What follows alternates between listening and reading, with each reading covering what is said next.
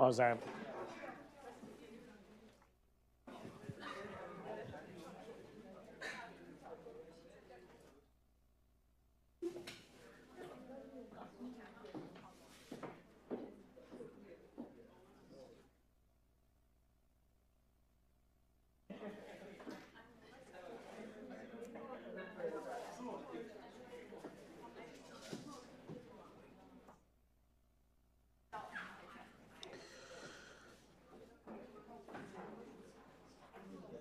Okay, let's get started today.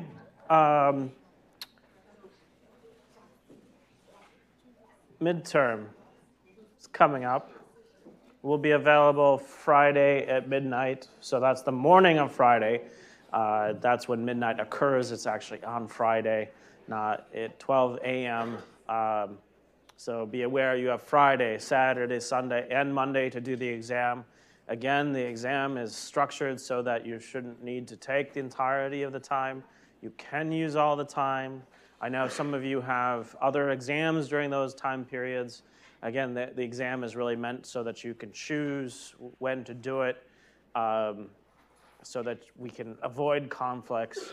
If you have more than one exam during that particular time period, then maybe talk to me. If you have only one exam, that's really the point of having 4 days for it. Yes? So it should be shorter than time? Absolutely. The practice midterm is way too long. It's supposed to be like an indicative number of questions to look at and say, do I understand what's going on? So in that sense, it's not a practice midterm, it's a midterm review, hence its name. But you had a question. Or does that answer that? Yeah, I was just going to ask if you're going to watch the World Series. Probably, although because I'm from Wisconsin, I'm a little slightly sad about the Brewers not being in the World Series. But what can you do? I'll still watch. Okay. So, do we get extra credit if one team wins? No, although you put me on the spot, and I don't know which team I'm actually going to cheer for yet. That's going to be kind of a toss-up, I think. But yeah, I will probably be watching.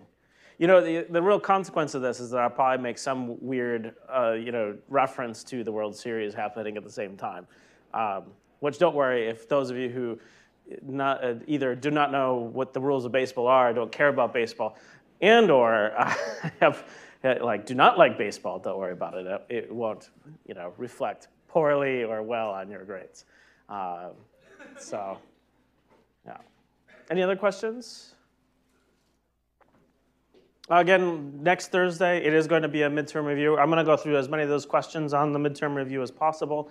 There will be at least sketchy answers to those midterm questions available. I will post homework 5 solutions. Unfortunately, you probably won't get it's possible that you get your grades on homework 5 before the midterm, but at least the solutions will be made available to you.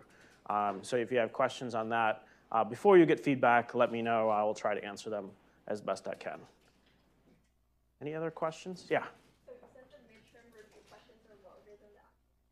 How many of those times questions? So my goal, because I've written part of the midterm, unlike other courses, I actually do the midterm, really do the midterm, because I have to make sure that I know the answers, and so you can check against numerical things.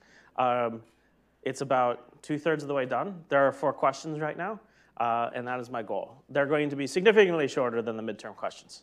The midterm review is really, again, meant to span the material, not be necessarily the type of question I would ask. Will there be test cases? Yes. Yes. So the real reason why I want to do a take-home exam is because doing an exam inside a class where you have to program it's just not logistically feasible. And I find it a valid concern if you've been programming in a Jupyter notebook the entire time, that if you're all of a sudden meant to write in a blue book and program, that's not really the same thing. That's a big part of why we do take-home exams in this class.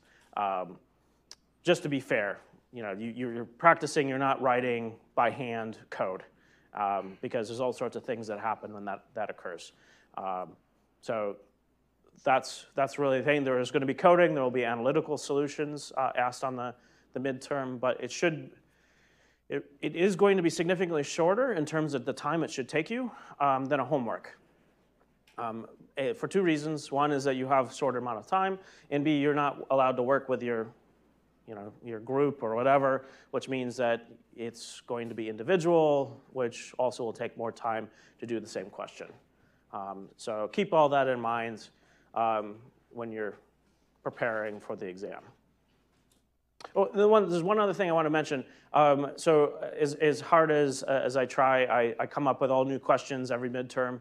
It is possible that somewhere out there on the internet that someone has solved the problem, at least closely. If you find that you found at least a similar solution, if you plagiarize that solution, it will be marked wrong. That's a plagiarism, that's cheating, do not do that. And we can tell because more than likely there's enough people in the class that more than one person is going to find that solution. And if they look significantly similar, we can look for it and therefore find that you copied. Do not do that. If you're really concerned about something, email me, email the TAs, and we'll tell you what to do. But just realize that if you find something on the internet and you copy it, that is cheating. Okay? So again, it's really, if you're worried about it, please email us. We will tell you what to do in those situations. That's really the best thing to do. Because it is difficult sometimes to understand the difference between some reference you're finding online and just saying, well, this is theorem, I want to use it. It's like, by and large, that's okay. It's just, make sure that you understand that there's a difference between citing a theorem and copying a theorem. Yes?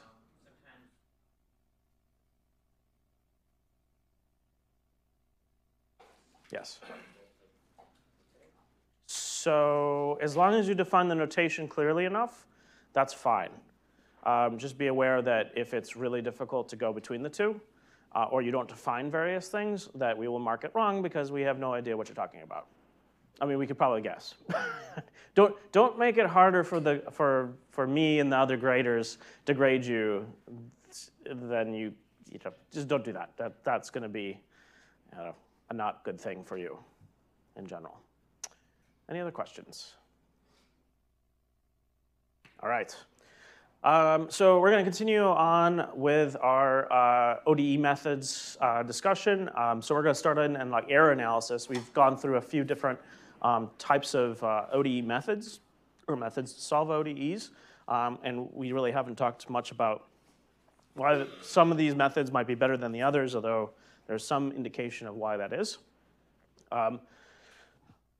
So what we're going to do, first of all, just recall that the way the notation we were using before works is that little u, the uncapitalized version of u, at tn is going to be the true solution at the time tn, and then the approximation is going to be capital U n, and that's going to be the approximation supposedly at tn. Okay? And the other thing that we're going to use a lot is the Taylor series, of course, because that's always almost always the answer in this class. Analytically, well, like what you should use. So here's the Taylor series of u of t. So we're evaluating at some t. We haven't specified which. And we're centering that approximation at some value tn. Okay? And then if we evaluate this series, At some particular t, we're going to get back out delta t, or 2 delta t, or 3 delta t, or however you want to write that. Okay, so this is going to be the big workhorse here. Okay, so we have some definitions. The most basic definition in ODEs and methods for ODEs is called the truncation error. The truncation error really defines basically how much error you're making in a single step of the ODE.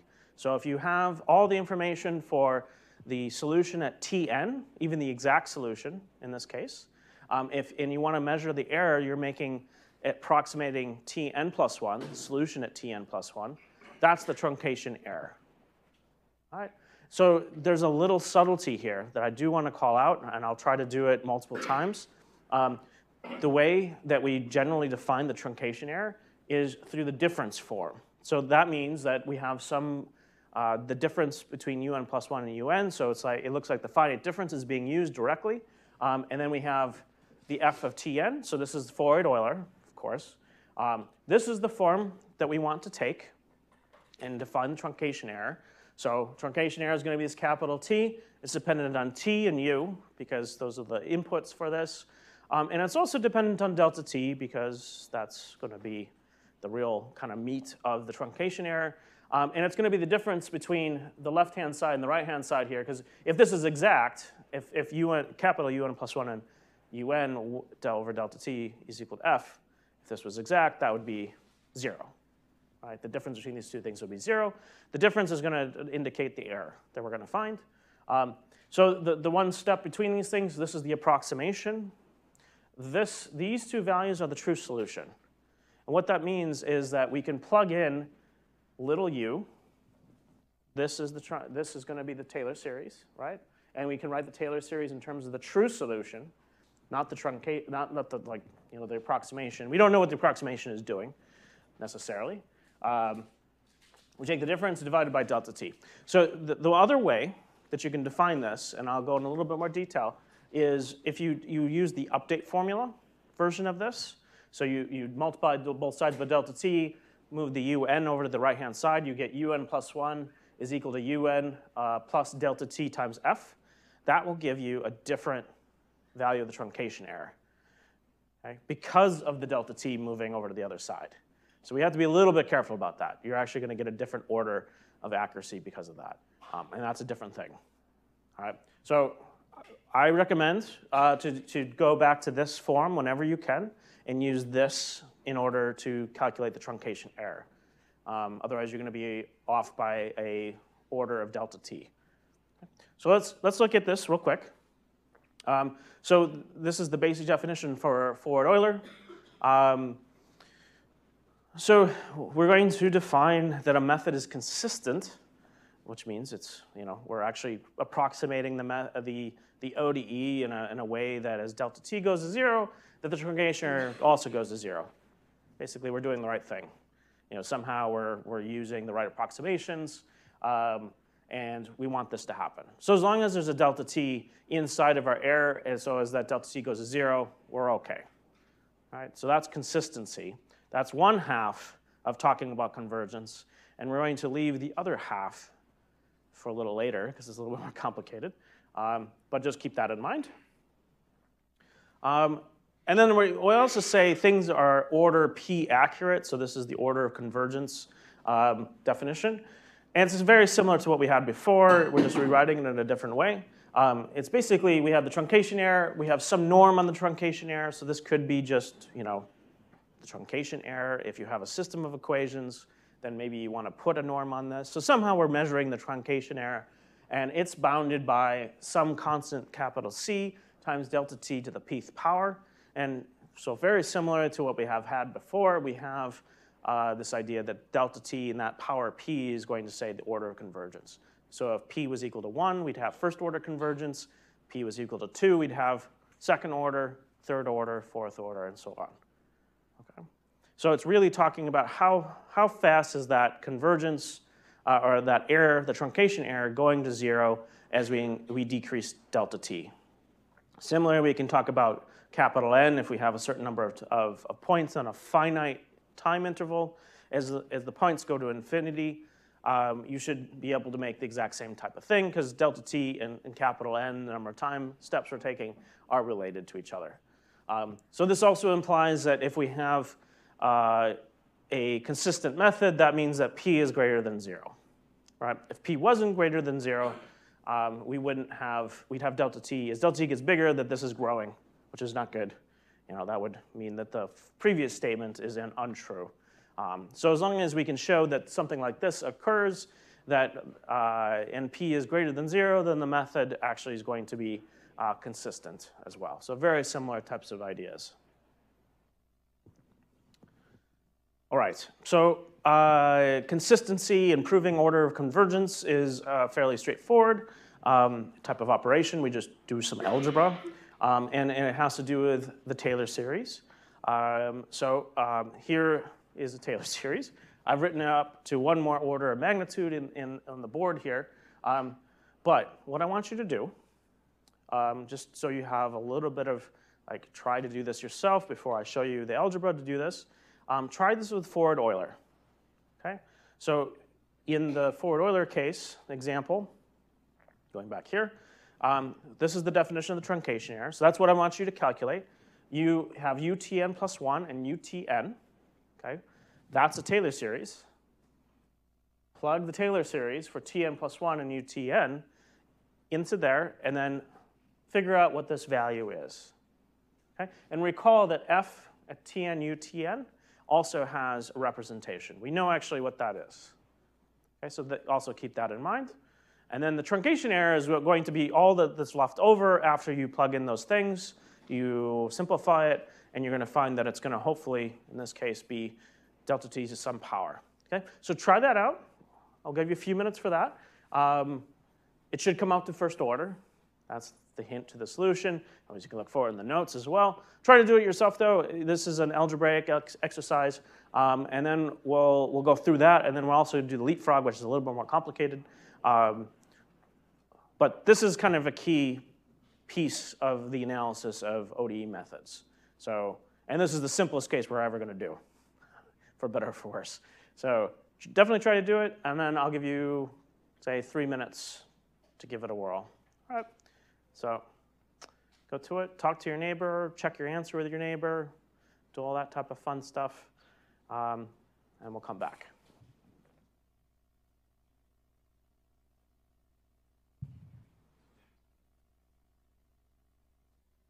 I'll leave this up. Just look at the Taylor series here, centered at Tn.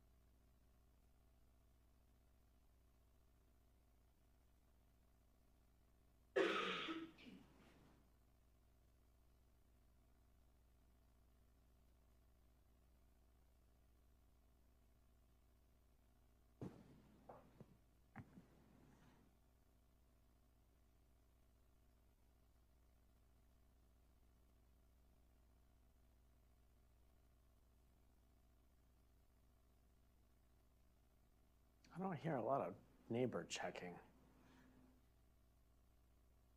Could be boisterous, that's fine. You can yell out, I am right and you are wrong. Or we are both right, or we are both wrong, or some combination of the both.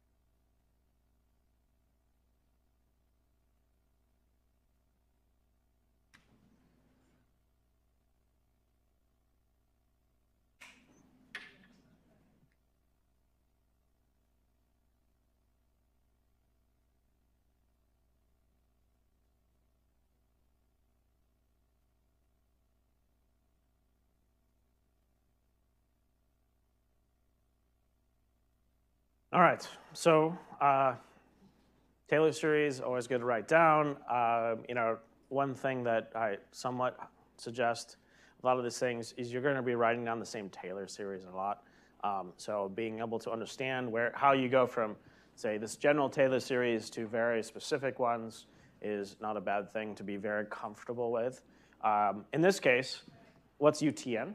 If we evaluate this Taylor series at Tn, what do we get?